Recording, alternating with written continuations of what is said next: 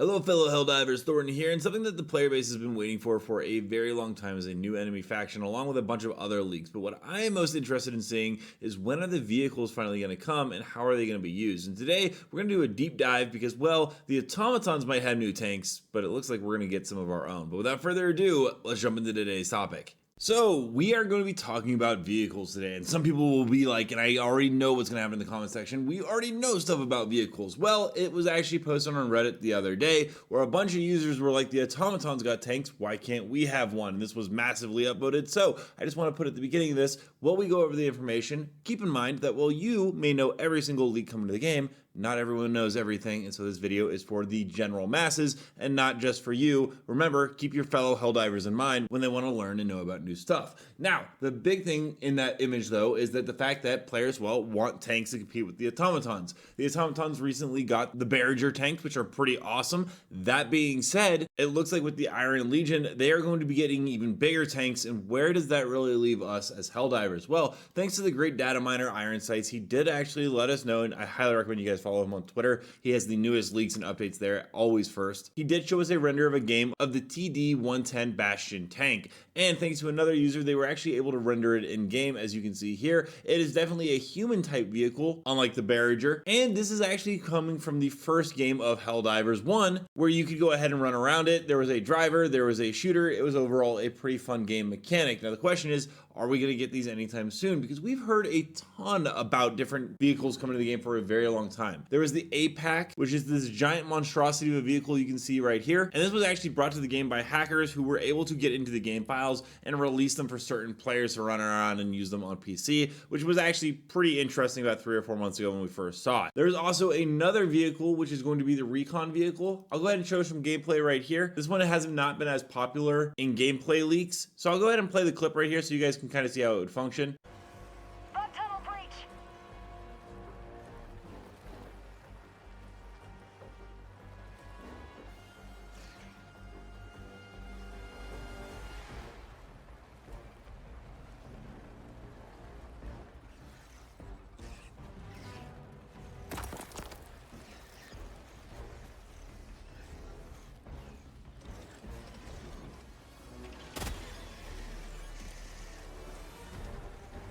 So as you can see there, this is a much smaller vehicle, kind of like the tank where there's one driver, one gunner. It's also very similar to the Warthog from Halo. And overall, this would, I think, in my opinion, be the most well-fitting stratagem we call into the game. Apparently, to unlock these vehicles, we will get a weapons vehicle bay. 500 samples unlocks it. This is all very far down the line. Now, of course, there is another vehicle that is also found in the files called a Colony Rover that you can see right here. Unfortunately, there's no gameplay for this. This is just a render that Iron Sights once again did. It looks like it's going to be for transporting stuff across the map. Definitely not something where we go ahead and actually use a lot of firefighting for.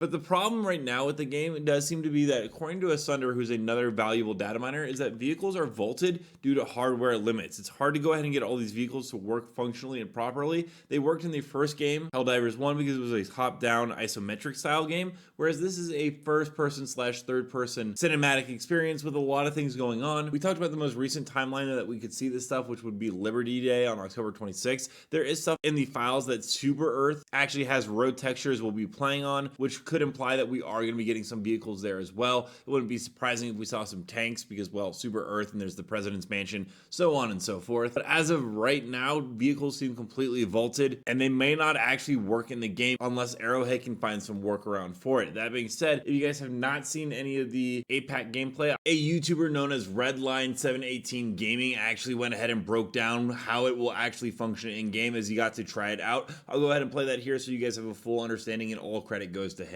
This thing is really slow, it's really clunky. You have to use L1 and R1 to shift gears in order to drive it. If you look at the bottom of the screen, you see that it has R for reverse, neutral, drive, and 1 and 2. Now, the problem is L1 and R1 are binded to other things. So they're not deactivated just because you're inside the APC. When I drive the APC and I press R1 to shift gears, it marks stuff on the map. So these things are, I feel like will be fixed when they finally release it. But the driving is clunky. I love the way it looks. This thing moves around very weird. The driving is a little weird. It doesn't get over obstacles well. It doesn't feel real strong, like I'm driving a tank and can just go over everything, like just most things. You get caught on little rocks, caught in little ditches, and you don't feel like you had the horsepower to pull yourself out of those trap situations. So you end up, in a lot of cases, stuck with this APC, and you're trying to force your way to move it. Now, we took it into Helldive, and one time just to see how strong it was. This thing literally feels like a clunkier exosuit, in my opinion, with maybe one extra gun like an autocannon, right?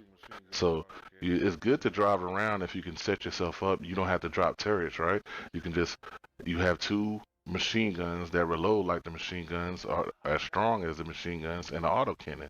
So it's like having a autocannon without having to drop the actual autocannon sentry in. So you have a lot of firepower centered into one area, which is really cool and everything. If you got enough distance, if anything close the distance on you, and you don't get rid of something like a charger, you feel very vulnerable. So that's my opinion on this. Let me know down below, what are your guys' thoughts on vehicles coming in? Which one are you most excited to see come in, and which one do you think will be the most fun to use? Also, don't forget to check out this video and this video right here where I cover more news on Helldivers 2. And until next time, everyone, thanks for stopping by, and keep spreading democracy.